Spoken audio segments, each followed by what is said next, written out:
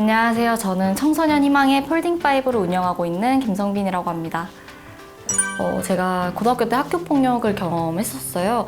그때 제일 간절했던 것이 나의 이야기를 들어줄 수 있는 사람과 또 내가 이야기를 마음껏 털어놓을 수 있는 공간이 간절했었어요. 누구나 들어와서 자신의 고민을 털어놓고 또 댓글을 통해서 많은 분들의 격려와 응원을 받을 수 있는 공간입니다.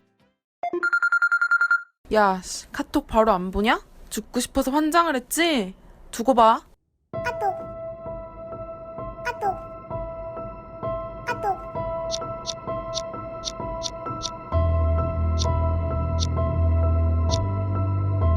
되게 유형이 다양한데 단체 톡방에 초대를 해서 다 욕을 막 하고 다 나가요. 다 나가고 혼자 남겨놓던지 빵이 있는 걸 알게 하고 이 아이만 넣지 않는 거죠. 이 아이만 초대하지 않고 자기들끼리의 그런 이야기 근데 흘리는 거죠. 우리 그런 거 있잖아. 우리 톡방 우리 거기 가서 얘기하자. 약간 이런 식으로 이제 아이들을 좀 따돌리는 경우도 있고 사이버 성폭력도 있고 그리고 사이버 강요나 갈취 같은 것들 뭐 사이버 그 게임 있잖아요. 그런 머니 이런 것들을 하는 거 그리고 사이버로 스토킹 그렇게 하는 거. 데이터 셔틀이라고 해서 그 데이터가 부족하잖아요. 청소년들이. 그래서 이거를 그 아이의 데이터를 쓰는 거죠. 그래서 너 데이터 좀 줘봐. 너 데이터 좀 쓸게. 라고 해서 그런 데이터 셔틀이 생겼어요.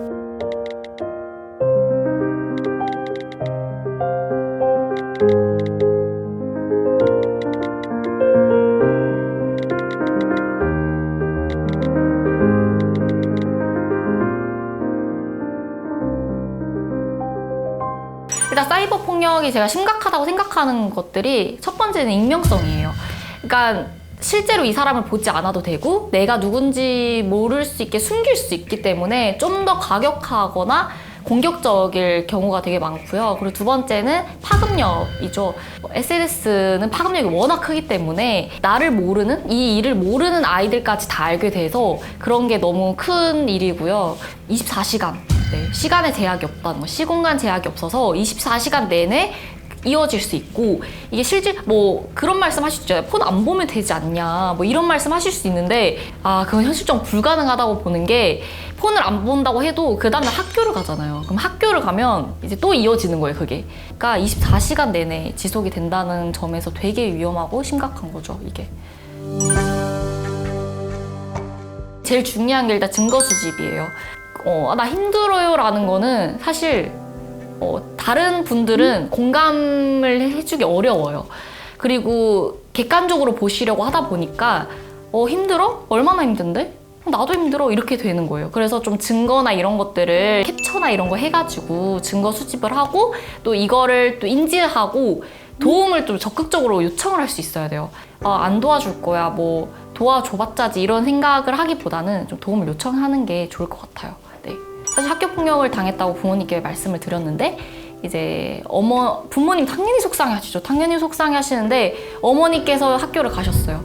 학교를 가셔서 담임선생님을 만났는데 더 심해진 거예요. 엄마가 왔다 갔다 제 마마거리다 엄마한테 다 이른다 이렇게 소문이 나면서 아이들이 오히려 더 격해지더라고요. 감정적으로 대응하시면 절대 안 된다는 말씀 드리고 싶어요. 그러니까 좀 오히려 더 침착하게 대응을 하셔야 되고 왜냐하면 학교 현장으로 돌아가야 될 사람은 부모님, 선생님도 아닌 우리 아이들이기 때문에 학교 현장에 가서 더 이상 피해를 당하지 않는 게 목적이잖아요. 어른들께서 좀 지혜롭게 해결하실 수 있으셨으면 좋겠어요.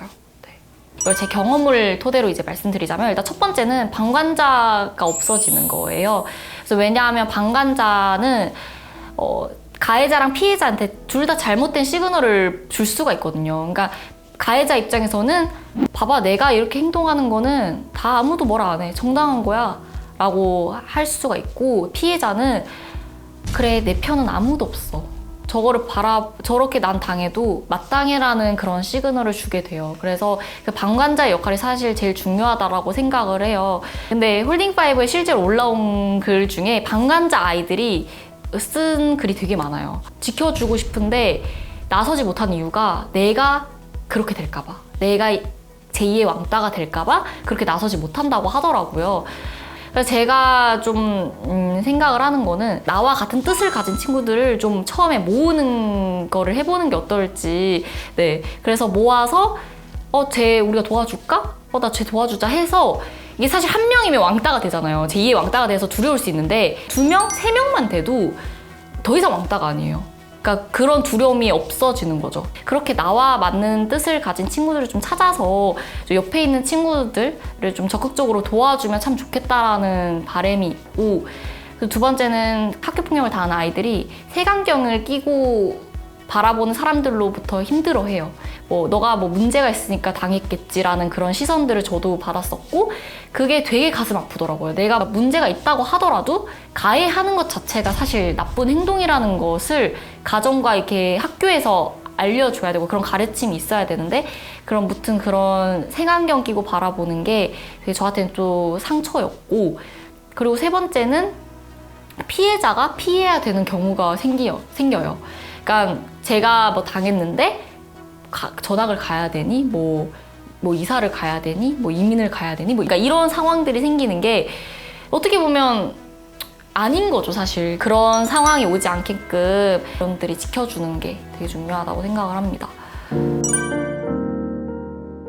가정의 역할이 전 매우 중요하고, 그러므로 부모님의 역할이 굉장히 중요하다고 생각을 해요. 제가 경험했을 때 필요했던 것들, 그때를 생각을 해보면, 일단 첫 번째로는 무조건 자녀 편이셔야 돼요. 처음에 저희 부모님께서도 그러셨어요. 너가 잘못한 게 있으니까 아이들이 그럴 거 아니야 라는 말씀을 하셨거든요. 그때 제가 너무 상처받아서 이 세상에 아무도 내 편이 아니다라는 생각을 하게 됐던 것 같아요. 부모님께서 조심스럽게 물어보시더라고요. 저번에 너가 말했던 그 사건 아직도 해결이 안 됐니? 혹시 더 힘든 일 있니? 이렇게 물어보시는 순간 저는 그때 엄청 울었어요. 그리고 벼랑 끝에 서 있던 저였기 때문에 이거라도 잡아야겠다. 뭔가 낭떠러지 떨어지기 전에 부모님 살려주세요라는 마음으로 지푸라기라도 잡은 거죠. 왜냐하면 죽고 싶은 사람은 없거든요. 그러니까 사춘기가 되면 부모님과 대화를 안 하려고 하잖아요. 근데 그거는 자연스러운 거예요.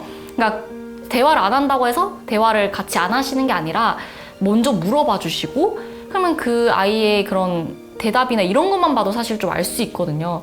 그래서 그렇게 좀 관심을 많이 가져주셨으면 좋겠고, 그리고 학교 선생님은 좀 소외된 아이는 있는지, 주동은 누가 하는지, 어떤 게 무리가 있게 선생님 눈에 다 보이시잖아요. 선생님께서 아시면 나중에 아이들을 다 만나서 대화를 나누실 때 도움이 되실 것 같고, 선생님께 털어놓으러 갔을 때, 이야기를 하러 갔을 때 비밀 보장을 해주셔야 돼요. 그냥 말을 안 하면 제가 당한 줄 모르거든요, 아무도. 그래서 숨기고 싶었지만 제가 그럼에도 불구하고 이렇게 알렸던, 경험을 오픈하고 했던 이유는 자살이 답이 아니다. 자살이 아닌 극복을 해서 오히려 누군가를 도와주는 것도 하나의 그거다라는 거를 좀 생각할 수 있게끔 좀 알려주고 싶었고, 저도 당했기 때문에 좀 더 그 아이들의 관점에서 바라보고 그 아이들이 필요로 하는 거를 더 잘할 수 있었거든요. 그래서 이겨나갈 수 있게끔 또 그런 고민이 있을 때 털어놓고 또 도움을 요청하고 또 그 아이들의 그 생명을 살릴 수 있는 그렇게 홀딩5를 만들 예정입니다.